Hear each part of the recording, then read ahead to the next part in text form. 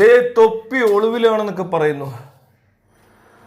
തൊപ്പിയുടെ റൂമിൽ രാസലഹരി കണ്ടെത്തിയിരിക്കുന്നു. തൊപ്പിയുടെ റൂമിൽ ഈ രാസലഹരി ഉണ്ട് എന്നറിയുന്നത് എങ്ങനെയെന്നുള്ളത് ഭയങ്കര രസമുള്ളൊരു കാര്യമാണ്. അതിനകത്ത് എന്തായാലും തീർച്ചയായിട്ടും ആരോ ഒറ്റി കൊടുത്തിട്ടുണ്ട്. ആരായിരിക്കും നമുക്ക് പറയാൻ പറ്റത്തില്ല.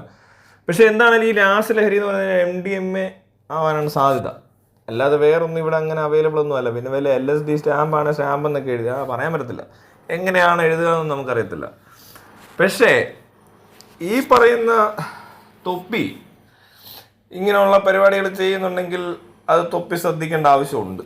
കാരണം തൊപ്പി എന്നല്ല, ഈ നാട്ടിലെ എല്ലാ ആളുകളും അറിഞ്ഞിരിക്കാൻ വേണ്ടി ഒരു കാര്യം പറയാം. ഇങ്ങനത്തെ ഒരു അവസരത്തിൽ ഒരാളെ കുറ്റം പറയുന്നതിനോട് എനിക്ക് വലിയ താല്പര്യം തോന്നുന്നില്ല. കാരണം ഈ പറയുന്ന ചെറുപ്പക്കാരുടെ ഇടയിലൊക്കെ ഇത്തിരി പദാർത്ഥങ്ങൾ വളരെ എന്താ പറയുക, പിള്ളേരൊക്കെ ചുമ്മാ വാരി വലിച്ചടിക്കുന്നൊരു സാധനം ഇപ്പോൾ വന്ന് കഞ്ചാവും എല്ലാം വലിച്ചു കയറ്റുന്നുണ്ട്. പക്ഷെ ഇവിടെ ഒരു കാര്യം മനസ്സിലാക്കേണ്ടത്, ഞാൻ എപ്പോഴും പറയും, കഞ്ചാവും അല്ല, MDMA അല്ല, വേറെ എന്തെങ്കിലും ഉണ്ടെങ്കിൽ അതൊന്നും അല്ല. മദ്യം പോലും കണ്ടിട്ടില്ല. വിദേശ മദ്യം വരുമ്പോൾ ഒരു സുഖമാണ് അടിക്കാൻ എന്ന് പറഞ്ഞൊരു ക്വാളിറ്റി ഒരു വലിയ പ്രശ്നം ഈ വക എല്ലാ സാധനങ്ങൾക്കും ഉണ്ട്. പ്രത്യേകിച്ച് കഞ്ചാവ് മയക്കുമരുന്നൊക്കെ വരുമ്പോൾ പിന്നെ സൂക്ഷിക്കണം. കാരണം ഇതൊരു മാഫിയ ഡീൽ ചെയ്യുന്ന സംഭവമാണ്, ഗവൺമെൻറ് അല്ല. അപ്പോൾ തീരെ ഉത്തരവാദിത്തം കാണത്തില്ല. അവരെന്തൊക്കെ മിക്സ് ചെയ്യുമെന്ന് പറയാൻ പറ്റത്തില്ല. പിന്നെ ഈ കഴിഞ്ഞിടയ്ക്ക് എൻ്റെ ഒരു സുഹൃത്ത് പറയുകയാണ്, കാനഡയിലൊക്കെ ചെറിയൊരു പ്രശ്നം ഉണ്ടായിട്ടുണ്ട്. ഈ ഫെൻറ്റാനിൽ എന്ന് പറഞ്ഞുകൊണ്ടൊരു ഡ്രഗ്, അതൊരു സിന്തറ്റിക് ഡ്രഗാണ്, മനസ്സിലായി. ഈ പറഞ്ഞ പോലെ അനാൽജസിക് ആണ്, പെയിൻ കില്ലർ. ഈ പറഞ്ഞ പോലെ അതിൻ്റെ പറയുന്നത് എന്താണെന്ന് വെച്ചാൽ, it is 30 to 50 times more potent than heroin and 100 times more potent than morphine. ഈ സാധനം മിക്സ് ആയിട്ടാണ് അവിടെ കഞ്ചാവിലും അതുപോലെ MDMA ഒക്കെ വന്നിട്ട്. ഇതിൻ്റെ പ്രത്യേകത എന്താണെന്ന് വെച്ചാൽ, ഈ ഡ്രഗ് യൂസ് ചെയ്ത് കഴിഞ്ഞാൽ, ഒരു പ്രാവശ്യം ഇത് യൂസ് ചെയ്ത് കഴിഞ്ഞാൽ പെട്ടെന്ന് അഡിക്റ്റ് ആവും. അത്ര സ്ട്രോങ് ആണ് ഈ മെഡിസിൻ. മെഡിക്കൽ പർപ്പസിന് യൂസ് ചെയ്യുന്ന കേട്ടോ. ഇപ്പം ഈ എന്താ പറയുക, പെയിൻ ആൻഡ് പാലിയേറ്റീവിലൊക്കെ ചിലപ്പോൾ അതിന് അനസ്തെറ്റിക് അല്ല, പെയിൻ കില്ലേഴ്സാണ് കാണുന്നത്. അപ്പോൾ ഇതുപോലത്തെ കുറേ പ്രശ്നങ്ങൾ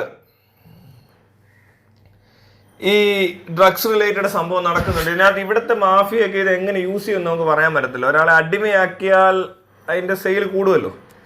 അപ്പോൾ അങ്ങനെ ഉള്ള പല മിക്സുകളും, പണ്ട് എലിവിഷം എന്നൊക്കെ പറയാമെന്ന് കഞ്ചാവിനകത്തൊക്കെ, ഇവർ വലിച്ചു തരുന്ന സാധനം കഞ്ചാവല്ല. യൂട്യൂബിലൊക്കെ ചിലപ്പോൾ കഞ്ചാവിനെ പറ്റി ഗൂഗിളൊക്കെ സെർച്ച് ചെയ്ത് കഴിഞ്ഞാൽ, കഞ്ചാവ് അടിച്ച് കഴിഞ്ഞാൽ ഇങ്ങനെയാവും, കഞ്ചാവിന് ഇത്ര അതൊക്കെ ഇല്ല, മറ്റേത് മറിച്ച് ലീഗലൈസ് ചെയ്യാവുന്ന ഡ്രഗാണ്.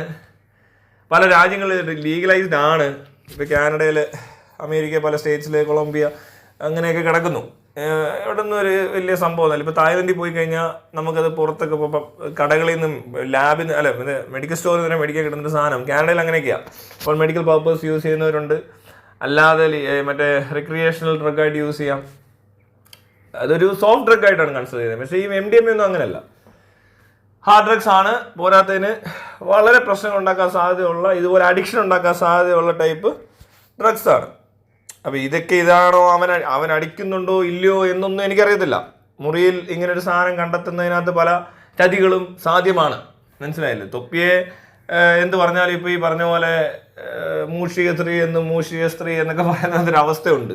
പിന്നെ ഇതുപോലത്തെ ഡ്രഗ്സ് ഇവിടെ എത്രത്തോളം സുലഭമാണ്, എന്തോരമാണ് കൊണ്ട് ചാടിക്കുന്നത്. അതും ഇത്രയും വൃത്തികെട്ട സാധനം ഇവിടെ വിറ്റുകൊണ്ടേയിരിക്കുന്ന സാഹചര്യത്തിൽ നമുക്കാകെ പറ്റുന്നത് ഇതുപോലെ അടിക്കുന്നവരെ വല്ലയിടത്തും കിട്ടിക്കഴിഞ്ഞാൽ, അത് മാധ്യമ ശ്രദ്ധ കിട്ടുന്നതാണെങ്കിൽ അതിനകത്ത് കിടന്ന് ഭയങ്കരമായൊരു പ്രകടനം കാഴ്ചവെക്കാൻ വേണ്ടിയിട്ട് ഈ അവസരമൊക്കെ അവർ ഉപയോഗിക്കും.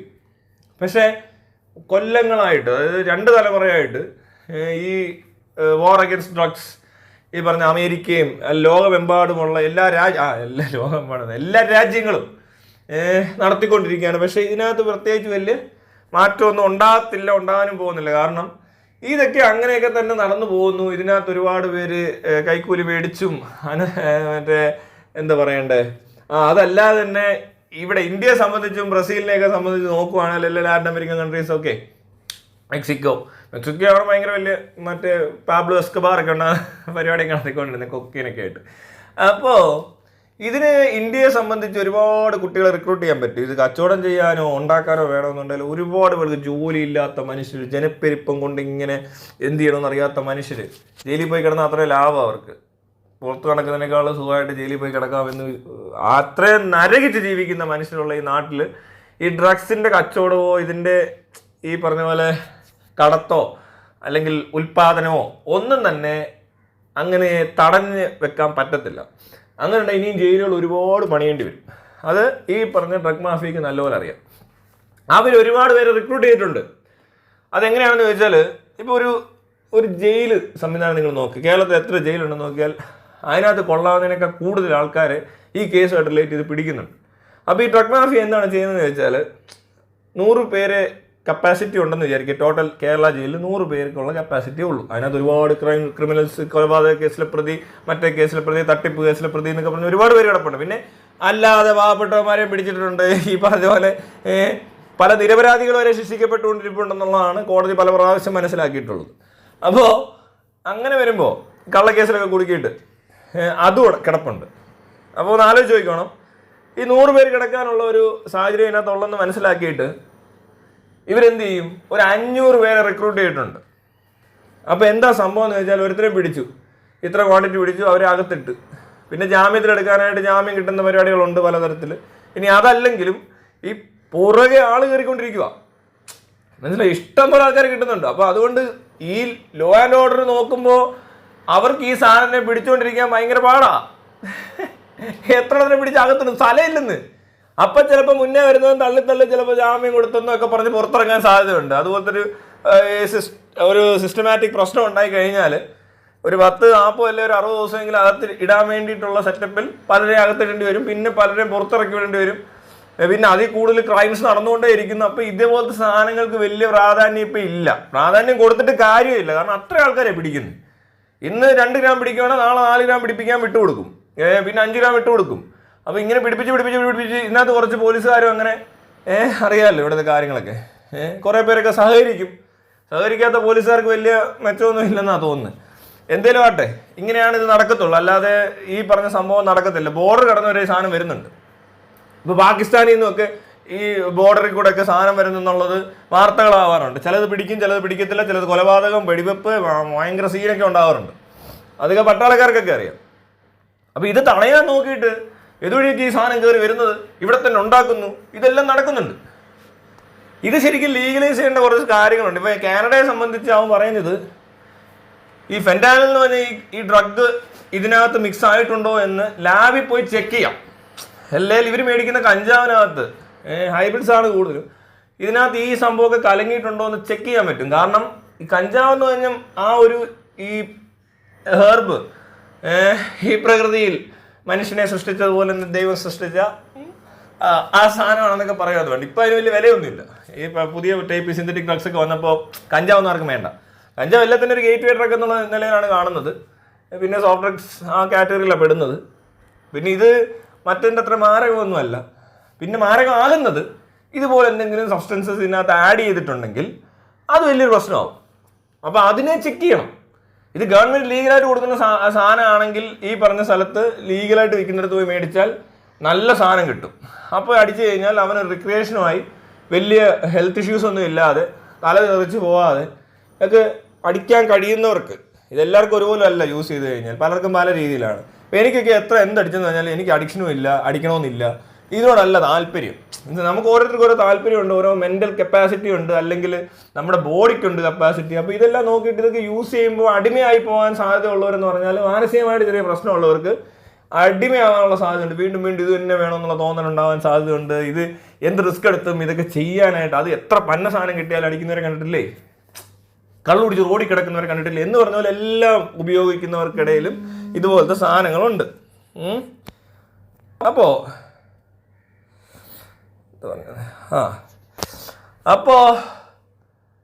ഈ അങ്ങനെയുള്ള ആളുകൾ അവർക്ക് വേണ്ടി മാത്രം, അവരെ മാത്രം ടാർഗറ്റ് ചെയ്യുവാണെങ്കിൽ ചിലപ്പോൾ കുറച്ചേരെ രക്ഷിക്കാൻ പറ്റും. അല്ലാതെ ഇത് മൊത്തത്തിൽ എല്ലാവരും ഒരുപോലെയാണ്. ഇത് അടിച്ചു കഴിഞ്ഞാൽ എല്ലാവർക്കും ഒരുപോലെയാണ്. എല്ലാവർക്കും ഉണ്ടാകുന്ന സൈഡ് എഫക്ട്സ് എന്താണ്? ഇതെല്ലാ ഡ്രഗും ഒരുപോലത്തെ ഒരു സിവിയറിറ്റിയോടുകൂടി ട്രീറ്റ് ചെയ്യുന്നത് കൊണ്ട് ഈ നാട്ടിൽ ഇപ്പോൾ ശരിക്കും പറഞ്ഞാൽ സെക്സ് എഡ്യൂക്കേഷൻ കൊടുക്കുന്ന പോലെ ഒരു ഡ്രഗ് എഡ്യൂക്കേഷൻ കൊടുക്കണമെന്ന് ഞാൻ കുറേ കൊല്ലമായിട്ട് വീഡിയോസ് ഇടുന്നുണ്ട്. കാരണം കുട്ടികൾക്കടക്കം ഇത് മനസ്സിലാക്കിയിരിക്കണം, ഇത് കഴിച്ചാൽ എന്താവും, ഇതിൻ്റെ സൈഡ് എഫക്ട്സ് എന്താണ്, ഇതുവരെ എത്ര കേസസ് ഉണ്ട്, ഓരോന്നും പഠിക്കണം.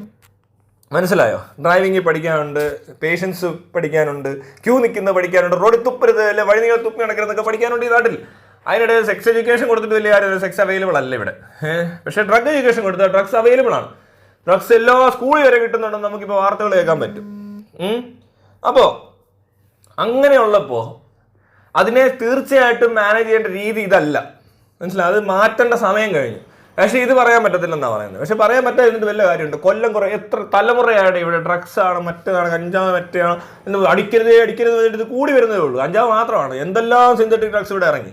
ഇതെല്ലാം പിള്ളേർ അടിക്കുന്നുണ്ട്, നശിച്ചു പോകുന്നുണ്ട്.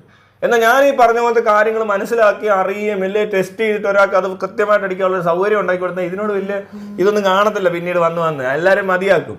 എല്ലാവരും മതിയാക്കത്തില്ലെങ്കിലും ഈ മറ്റേ റെസ്പോൺസിബിൾ ഡ്രിങ്കർ മറ്റേ ആൾക്കാരെ കണ്ടിട്ടില്ലേ? റെസ്പോൺസിബിൾ ഡ്രിങ്കർ അല്ലെങ്കിൽ എന്തെങ്കിലും പറയുന്നത് responsible driver, responsible drug addict എന്ന് പറയാൻ പറ്റില്ല, ഡ്രഗ് യൂസർ അങ്ങനെയൊക്കെ പറയുന്ന പോലത്തെ സാധനമായി മാറിയാൽ അങ്ങനെയുള്ളവർക്ക് വേണം ഇത് കുറേ കൊല്ലമൊക്കെ എവിടെയെങ്കിലൊക്കെ ഇരുന്ന് മര്യാദയ്ക്ക് അടിക്കുന്നവർക്ക് അടിക്കാൻ പറ്റുന്നൊരു സാധനം മാത്രമേ ഉള്ളത്.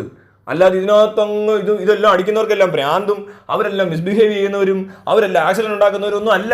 അങ്ങനെ ഉണ്ടെങ്കിൽ ഈ പറഞ്ഞ ഇത് ലീഗലാക്കിയ രാജ്യങ്ങളിലൊക്കെ അവിടെ ആരും കാണത്തില്ല ബാക്കി. മനസ്സിലായോ? അപ്പോൾ അങ്ങനെയുള്ള പ്രശ്നങ്ങളുണ്ട് ഇതിനകത്തൊക്കെ.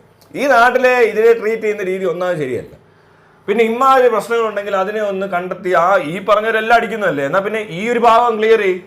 ഈ സാധനം മേടിച്ചുകൊണ്ട് എന്നിട്ട് ഇത് ടെസ്റ്റ് ചെയ്തിട്ട് ഇതിനകത്ത് ഇങ്ങനത്തെ സബ്സ്റ്റൻസസ് ഉണ്ടോ, അവൻ്റെ ശരീരത്തെ ഈ ഉപയോഗിക്കുന്ന വസ്തുവിനേക്കാൾ കൂടുതൽ നശിപ്പിക്കുന്ന എന്തെങ്കിലും കണ്ടന്റ് അതിനകത്ത് ഉണ്ടോ, അങ്ങനെയൊക്കെയുള്ള ഒരു കാര്യം കൂടെങ്കിലും ചെയ്യാം. പിന്നെ അടിച്ചിട്ടുള്ള ഒരാളെ മൊത്തത്തിൽ ഇവൻ കഞ്ചാവ് അടിച്ച്, മുടി വളർത്തിയ കഞ്ചാവ്, താടി വളർത്തിയ കഞ്ചാവ്, ഇത് പ്രത്യേക ഉടുപ്പിട്ട കഞ്ചാവ് എന്നൊക്കെ പറയുന്ന തരത്തിലുള്ളൊരു കാഴ്ചപ്പാട് അതുകൂടെ മാറ്റിയെടുത്തിട്ട് ഇതിനെ കുറച്ചുകൂടെ ഭംഗിയായിട്ട് ട്രീറ്റ് ചെയ്താൽ ചിലപ്പോൾ ഇത്രയും പേര് നശിക്കത്തില്ല.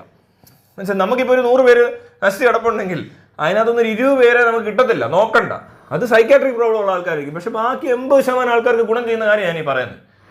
ഈ യൂസ് ചെയ്യുന്നവർക്ക് ഇപ്പം മദ്യം, നല്ല മദ്യവും ചീത്ത മദ്യം ഒക്കെ ഉണ്ട്, വേർതിരിച്ച് വെക്ക്. എന്നിട്ട് ഞാൻ പറഞ്ഞില്ല, മര്യാദയ്ക്ക് മേടിച്ചടിക്കുന്നവരൊക്കെ നല്ലതൊക്കെ മേടിച്ചടിക്കത്തുള്ളൂ. അല്ലാതെ വെളിവില്ലാത്തവൻ പോയി ചിലപ്പോൾ ഏറ്റവും പന്ന സാധനം വരെ മേടിച്ച് കുടിച്ചെന്നിരിക്കും. അതുപോലെ തന്നെയാണ് ഈ ഡ്രഗ്സിൻ്റെ കാര്യത്തിലും. ഈ ആൽക്കഹോൾ, ടൊബാക്കോ എന്താ എത്ര മെച്ചമാണ്? അതിനൊക്കെ ലീഗലാണ്. ടൊബാക്കോ ലീഗലാണ്, ലോകത്ത് എന്ത് സാധനം ലീഗലാക്കാമെന്ന് എനിക്ക് തോന്നുന്നു. അപ്പോൾ അതിനുണ്ട് അഡിക്ഷൻ, അതിനുണ്ട് സൈഡ് എഫക്ട്സ്, ക്യാൻസറസ് ആണ്, അങ്ങനെ പല കാര്യങ്ങളുണ്ട്. മദ്യപാനം ആരോഗ്യത്തിന് ഹാനികരമെന്ന് ബോർഡ് എഴുതി വെച്ച് ഗവൺമെൻറ് തന്നെ വിറ്റുകൊണ്ടിരിക്കുന്നു. എങ്കിൽ പിന്നെ എന്തുകൊണ്ട് കഞ്ചാവ് വയ്ക്കുന്നില്ല? അതിനെ ലീഗലൈസ് ചെയ്താലുള്ള കുഴപ്പം എന്നാന്ന് വെച്ചാൽ വളർത്താൻ പാടില്ല, മേടിക്കാനേ പറ്റത്തുള്ളൂ എന്ന് പറയുമ്പോൾ ഈ വളർത്തുന്നതിനെ പിടിക്കാൻ പിന്നെ പാടാം. അപ്പോഴത്തേന് ഇതിൻ്റെ ലോ മാറിയിട്ട് അതിൻ്റെ ആ ഒരു ഇപ്പം കിട്ടിക്കൊണ്ടിരിക്കുന്ന ഒരു സാധനം കിട്ടത്തില്ല. പിന്നെ ഇതിനകത്തൊക്കെ ഒരു വലിയ മാഫിയുടെ കളിയുണ്ട്. കഞ്ചാവൊക്കെ ലീഗലൈസ് ചെയ്ത് കഴിഞ്ഞാൽ ടൊബാക്കോ സ്മോക്കിങ് നിൽക്കും, വെള്ളവടി നിൽക്കും. അങ്ങനെ വരുമ്പോൾ ഈ സാധനത്തിന് വലിയ വിലയില്ല. ഈ മദ്യത്തിൻ്റെ അത്രയും വില മേടിക്കാൻ പറ്റത്തില്ല കഞ്ചാവിന്. കാരണം ഇത് വെറുതെ പറമ്പി വളർന്നൊരു സാധനമാണ്, ചീരയുടെ ഒക്കെ വിലയ്ക്ക് വിൽക്കേണ്ടി വരും. അതും ഒരു പ്രശ്നമാണ്. ഇതൊരു ഇല്ലീഗലായിട്ട് 80കളിലൊക്കെ ആണെന്ന് തോന്നുന്നു ഈ സാധനം ആദ്യം ഇല്ലീഗലാക്കുന്നത്, ഈ കഞ്ചാവ് ഇന്ത്യയിൽ. അപ്പോൾ അതുവരെയൊക്കെ ആൾക്കാർ യൂസ് ചെയ്തുകൊണ്ടിരുന്നതാണ്. അതിന് മുമ്പ് കറുപ്പൊക്കെ ചുമ്മാ വീട്ടിൽ ഇരുന്ന് വല്യപ്പന്മാർ ഇങ്ങനെ ഇന്നടെ വെച്ചിട്ട് ഇങ്ങനെ ഇരിക്കുകയെന്ന് സുഖിച്ച്, ഈ ഓപ്പിയം. അപ്പോൾ ഇതെല്ലാം ഇങ്ങനെയൊക്കെയാണ് കാര്യങ്ങൾ. ഇതിനകത്ത് ഈ സാധനം മര്യാദയ്ക്ക് യൂസ് ചെയ്യാൻ അറിയാത്ത, അല്ലെങ്കിൽ പന്ന സാധനം, ഈ പറഞ്ഞ MDMA ഒന്നും MDMA അല്ല എന്ന് പറയുന്നേക്കാം.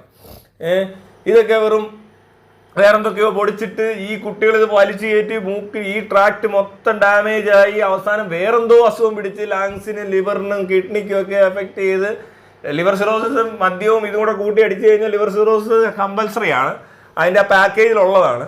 അങ്ങനെ പോയ പല മഹാന്മാരും ഇവിടെ ഉണ്ട്. ചിലരുടെയൊക്കെ ലിവർ അടിച്ചു പോയതിനകത്ത് ഇങ്ങനെയുള്ള കാര്യങ്ങൾ ഉണ്ടെന്നുള്ളത് ഡോക്ടർമാർക്കും അറിയാം, ഈ അടിച്ചവർക്കും അറിയാം. അല്ല പുറത്ത് പറയാം, നമ്മൾ പറഞ്ഞു കഴിഞ്ഞാൽ വേണം ആൾക്കാർ പറയും അങ്ങനെയല്ല, അങ്ങോട്ട് കേസ് കൊടുത്തിട്ട് എന്നെ അവമാനിച്ചെന്നൊക്കെ പറഞ്ഞോളെ. അപ്പം അങ്ങനെയുള്ള ആളുകളെയൊക്കെ പിടിച്ചുകൊണ്ട് വന്നിട്ടേ ശരിക്കും പറഞ്ഞാൽ ഇവരെയൊക്കെ ഈ രീതിക്കാണ് മനസ്സിലാക്കേണ്ടത്. ഇപ്പോൾ ഈ തൊപ്പി എന്ന് പറഞ്ഞ ആൾ ഇത് ഉപയോഗിക്കുന്നുണ്ടെങ്കിൽ ആ ഉപയോഗിച്ചിട്ടുണ്ടോ എന്ന് ചെക്ക് ചെയ്യണം.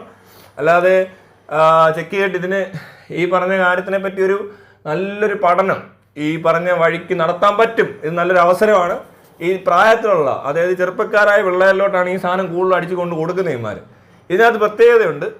ഇത്തിരി പ്രശ്നമുള്ള ആൾക്കാർ, അതായത് പേരൻറ്റിങ് ശരിയായിട്ടില്ല, ചൈൽഡ്ഹുഡ് സ്പോയിൽഡ് ആണ്, അല്ലെങ്കിൽ ഫാമിലി ഇഷ്യൂസ് ഉള്ള വീടുകളിൽ നിന്നൊക്കെ ഉള്ള കുട്ടികളെയൊക്കെ ടാർഗറ്റ് ചെയ്ത് കഴിഞ്ഞാൽ ഈ കച്ചവടം നല്ലോണം നടന്നു പോകും.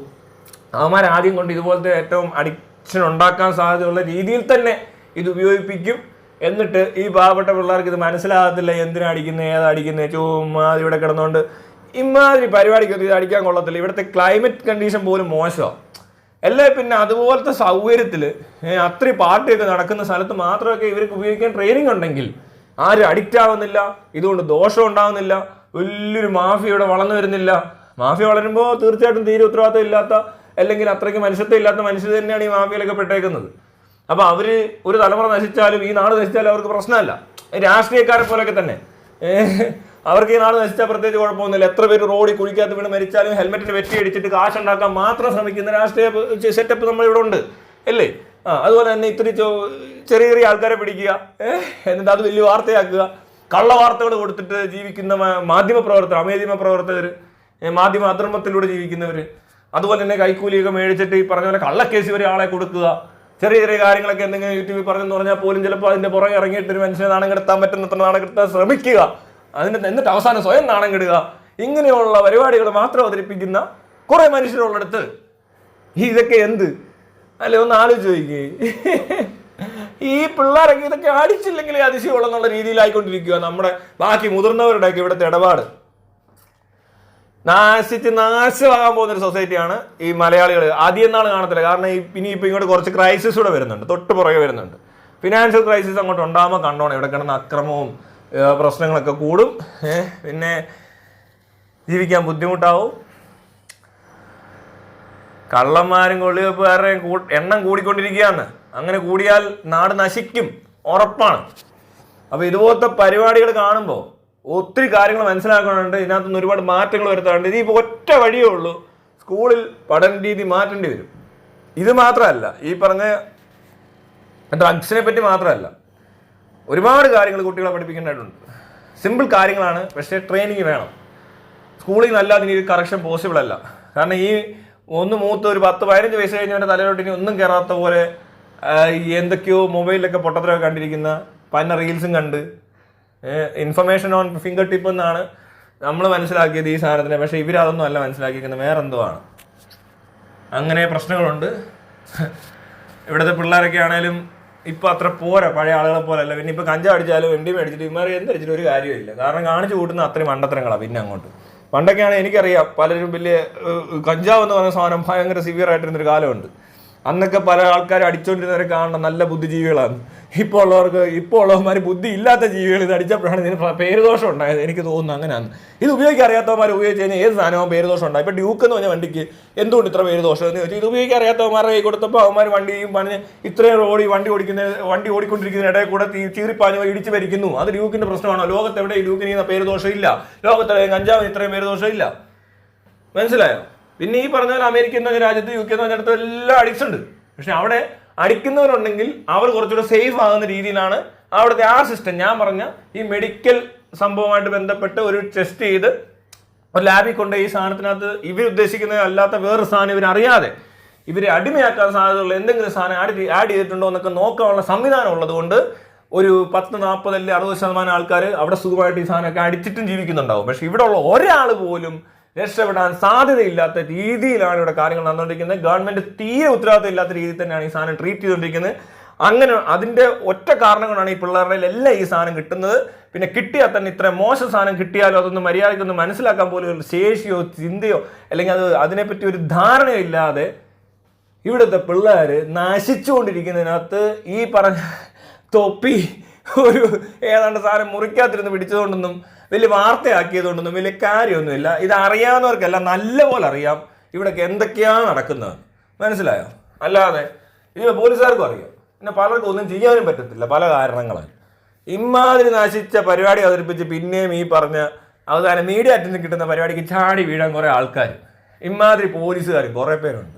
അവർക്ക് ഇതിനകത്തൊക്കെ വന്ന് റീൽസ് ഒക്കെ ഇടുന്ന പോലത്തെ പരിപാടി. വീട്ടുകാരെ വിളിച്ചു എന്തേ കണ്ടോ, എന്നെ ഏഷ്യാനെറ്റിൽ കാണിച്ചു, സൂര്യയെ കാണിച്ചു, 24 ന്യൂസിൽ കാണിച്ചു, കണ്ടോ, റിപ്പോർട്ടറെ ഞാൻ പറഞ്ഞത് കേട്ടോ എന്നൊക്കെ പറയുന്ന ടൈപ്പ്, സിനിമയിൽ അഭിനയിക്കണമെന്നൊക്കെ താല്പര്യമുള്ള ടൈപ്പ് ഒരു പോലീസുകാരൻ എങ്ങനെ ഈ സിനിമയിൽ അഭിനയിക്കാൻ തോന്നുന്നു എനിക്കറിയത്തില്ല.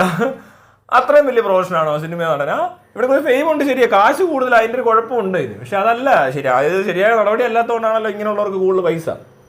പിന്നെ ഈ മാഫിയ എന്നൊക്കെ പറയുന്ന സാധനം വളരെ സ്ട്രോങ് ആണ്. ഡ്രഗ് മാഫിയ അവരായിട്ടൊന്നും കളിച്ച് നിൽക്കാനുള്ള ശേഷിയൊന്നും ഇവന്മാർക്കില്ല. ഇവർക്കാകെ പറ്റുന്നത് ഇവിടുത്തെ ലൊടുക്ക് കച്ചവടക്കാരെ പിടിക്കുക, പിന്നെ ഇതുപോലെ ആരെങ്കിലും പിടിച്ചിട്ട് ഷൈൻ ചെയ്യുക.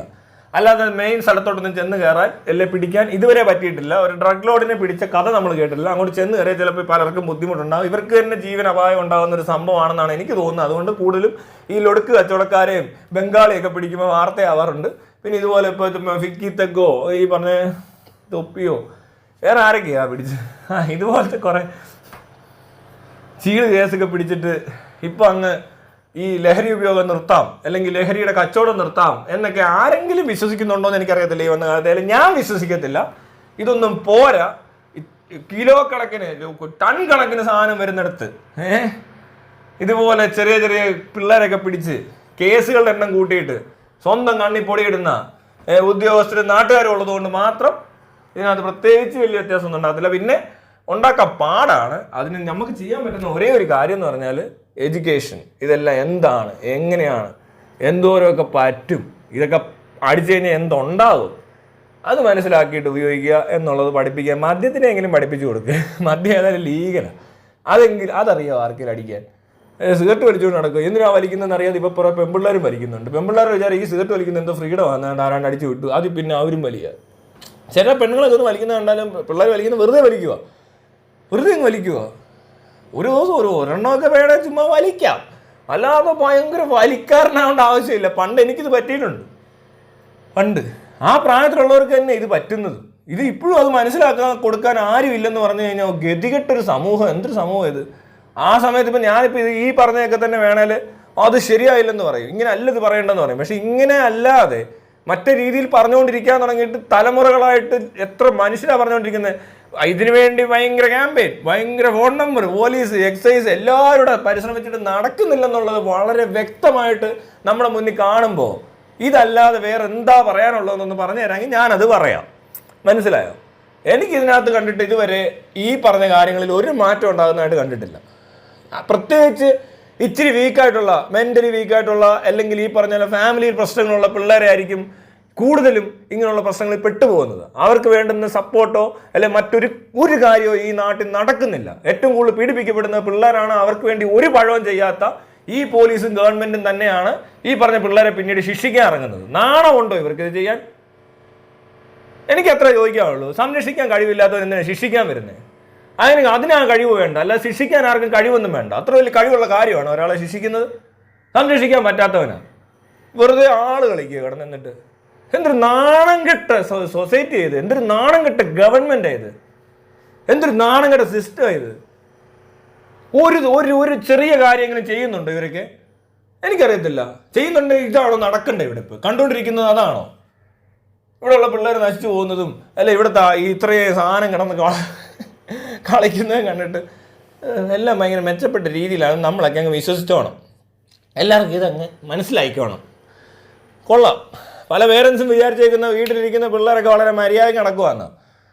നിങ്ങളുടെയൊക്കെ കുഴപ്പം കൊണ്ട് തന്നെ അവർ പല രീതിയിൽ പല സ്ഥാനത്തിനകത്ത് പോയി പെട്ടേക്കുന്നത്. മനസ്സിലായോ? എന്നിട്ട് അവസാനം കൊച്ചുങ്ങളെ മാത്രം കുറ്റവും പറഞ്ഞ് ഇവന്മാർ രണ്ട് മോശം തലമുറയാണെന്ന് പറഞ്ഞ് തള്ളിക്കളയാനല്ലാതെ വേറെ എന്തിനെങ്കിലും കൊള്ളാവോ ഇതിനെയൊക്കെ?